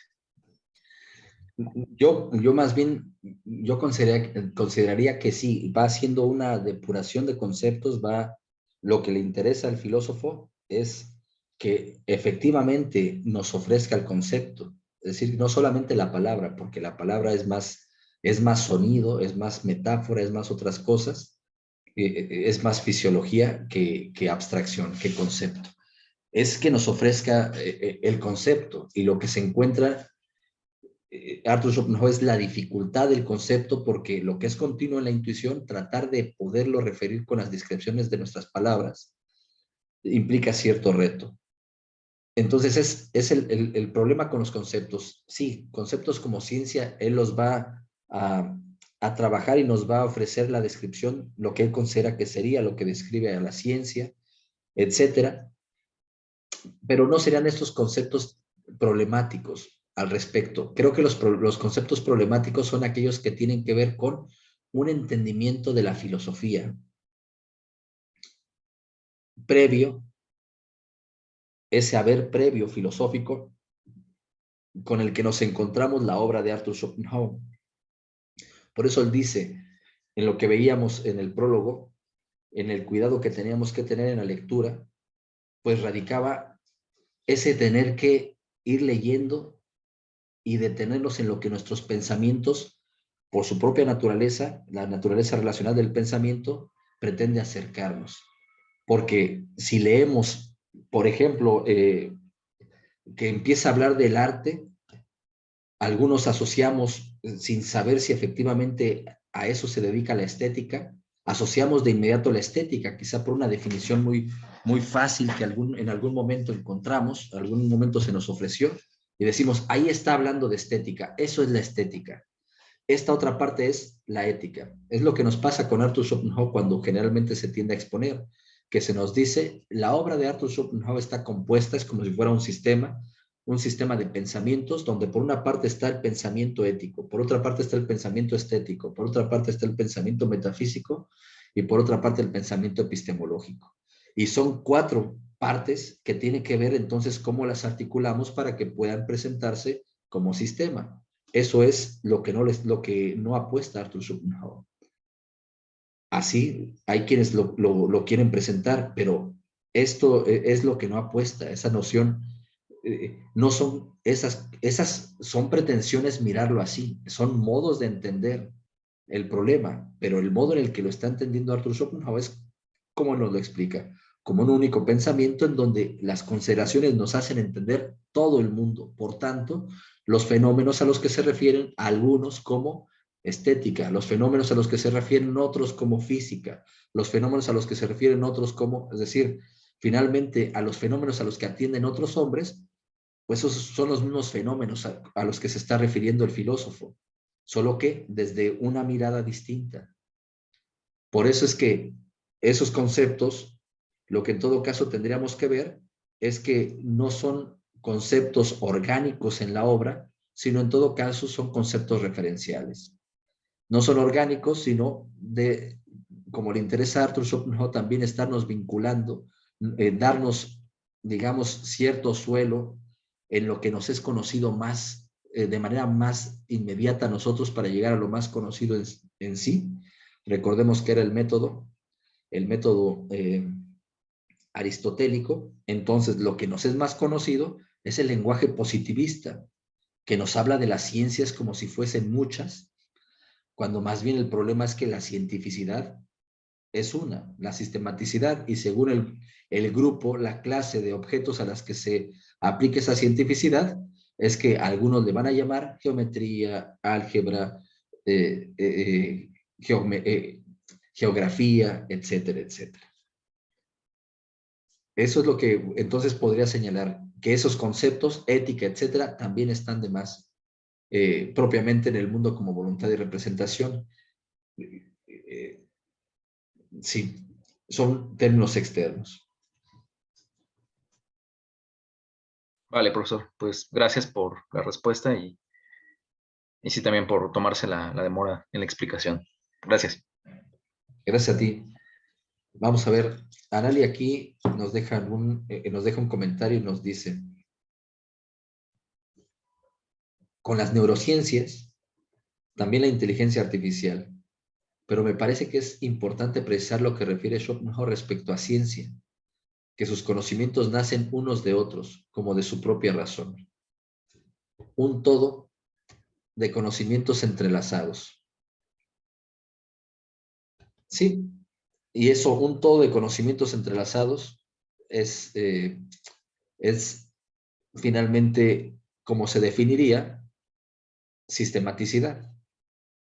Un sistema lo que hace es entrelazar, es generar dependencia en sus partes para que se presente como una unidad. La ciencia, veíamos eso de la cuádruple raíz del principio de razón suficiente. La ciencia finalmente es hija del porqué. La ciencia es un modo de atender el principio de razón suficiente, que es el que se encuentra garantizando al porqué. El porqué es pedir una razón respecto de algo.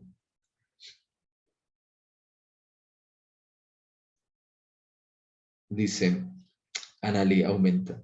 Quizá el principio de homogeneidad es el que nos lleva a errar. De ahí la importancia del principio de razón suficiente, pues este especifica y clarifica. De acuerdo, con la única precisión que haría de que le llamamos principio de homogeneidad, pero en realidad de la cuádruple raíz del principio de razón suficiente le llama ley de homogeneidad, más que principio. Y él lo que dice es que es la ley de homogeneidad y la ley de especificidad las que se encuentran involucradas en el tratamiento que él hace del principio de razón suficiente, para que nos ofrezca por la homogeneidad el principio de razón suficiente y por la especificidad su cuádruple raíz. En lo específico es donde aparece lo trascendental, lo empírico, lo volitivo y lo abstracto. En lo específico. En lo homogéneo es que todos ellos hablan de una razón por la cual se sostiene una consecuencia, se sostiene un efecto, se sostiene una conclusión, se sostiene incluso la sucesión de los instantes. Sí. El enlace para el formulario, no vi formulario por parte de Salvador, pero pongan el nombre, por favor, en el chat y quedan guardados los nombres y ya simplemente después le paso el archivo a Salvador para que haga el registro de las asistencias. Bueno, pues continuamos si les parece un poco más.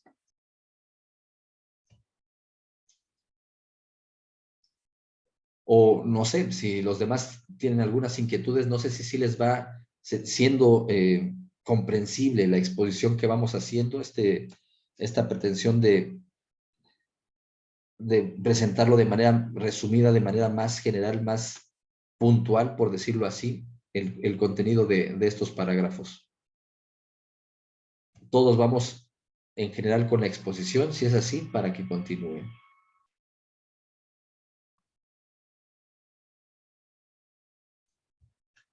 Bueno. Entonces, el sujeto y el objeto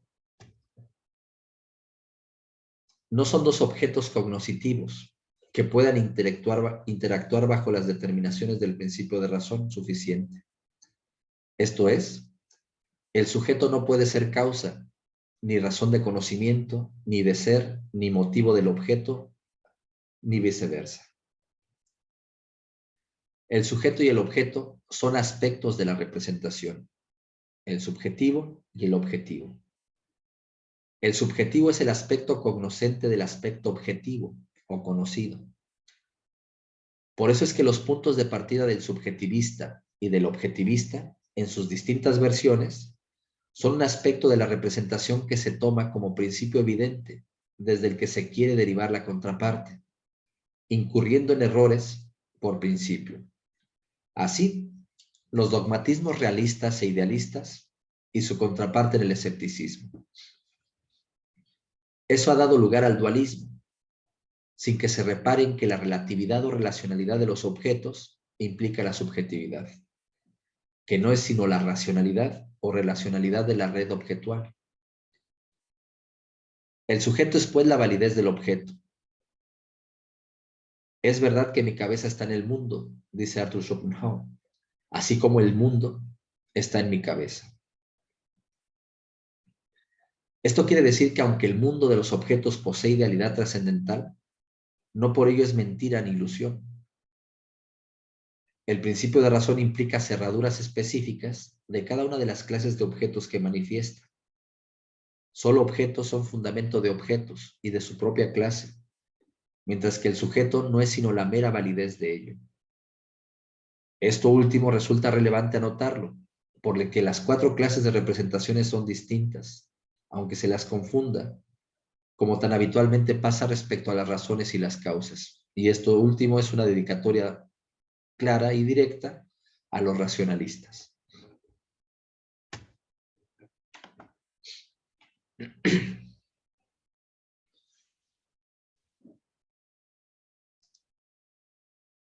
El punto de partida del conocimiento del sujeto es la sensación sensible, Sinnliche Empfindung. Los datos que la materia activa como efecto y causa en el entendimiento, su correlato subjetivo. Sí. La posibilidad de la cognoscibilidad del mundo intuitivo, si la expresamos objetivamente, está condicionada por la capacidad de los cuerpos materiales para actuar sobre otros produciendo variaciones mutuas. Si la expresamos subjetivamente, es el entendimiento quien hace posible la intuición en tanto que la ley de causalidad procede de él y solo para él vale. Pero también está condicionada por la sensibilidad de los cuerpos animales, que no es sino la propiedad de ciertos cuerpos para ser objetos inmediatos del sujeto. El cuerpo, Leib, es objeto, pero el conocimiento inmediato del cuerpo precede a la aplicación del entendimiento y consiste en la mera sensación sensible, que nos ofrece las notas dolor-placer. Al llamar al cuerpo objeto inmediato del sujeto, no se está considerando el concepto de objeto en su sentido más propio, pues no existe el cuerpo propiamente como objeto, sino solamente los cuerpos que actúan, einwirken de Körper, sobre él. Ya que ese conocimiento inmediato que precede a la aplicación del entendimiento consiste solamente en la mera afección sensorial, y todo conocimiento de un verdadero objeto existe solo por y para el entendimiento. Por eso el cuerpo, al igual que todos los demás objetos, nos es conocido como verdadero objeto, más que de forma mediata, en virtud de la aplicación de la ley de la causalidad. Es pues en función de los otros objetos materiales que el cuerpo es conocido como objeto, como representación intuitiva en el espacio.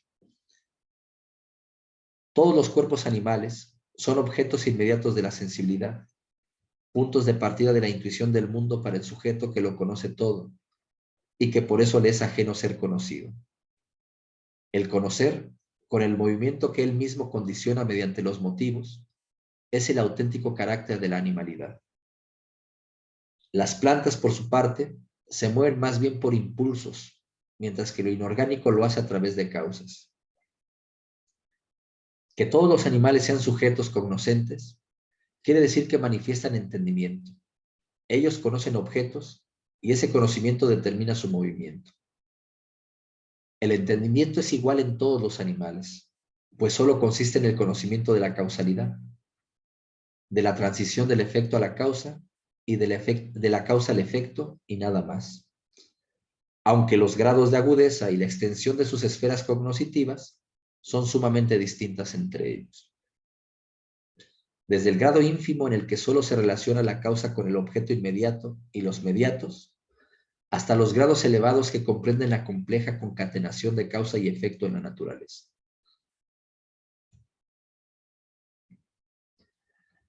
El ingenio, la penetración, la sagacidad, no solo se encuentran en la atención científica, en la que se reporta lo que el entendimiento muestra, sino en la vida práctica y se llama prudencia. Es el entendimiento puesto al servicio de la voluntad. Descubrimientos, inventos, intrigas sutiles o manipular hombres como máquinas implica el uso del entendimiento en el cálculo de la razón. La falta de entendimiento se llama estupidez y consiste en la torpeza al aplicar la ley de causalidad. La aplicación de la razón a lo práctico es la necedad. La carencia de discernimiento es la simpleza.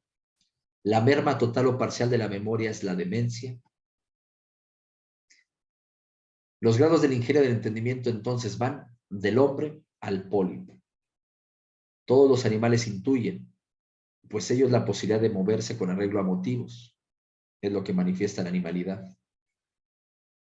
En animales como perros, elefantes, simios y zorros, es visible de lo que es capaz el entendimiento sin ayuda de la razón. En el caso de los hombres, entendimiento y razón se respaldan mutuamente. Causa y efecto, pues, es la forma general del entendimiento y mora en los animales, y supone la condición de todo conocimiento intuitivo del mundo externo. Un perro recién nacido puede ya claramente ejemplificarlo.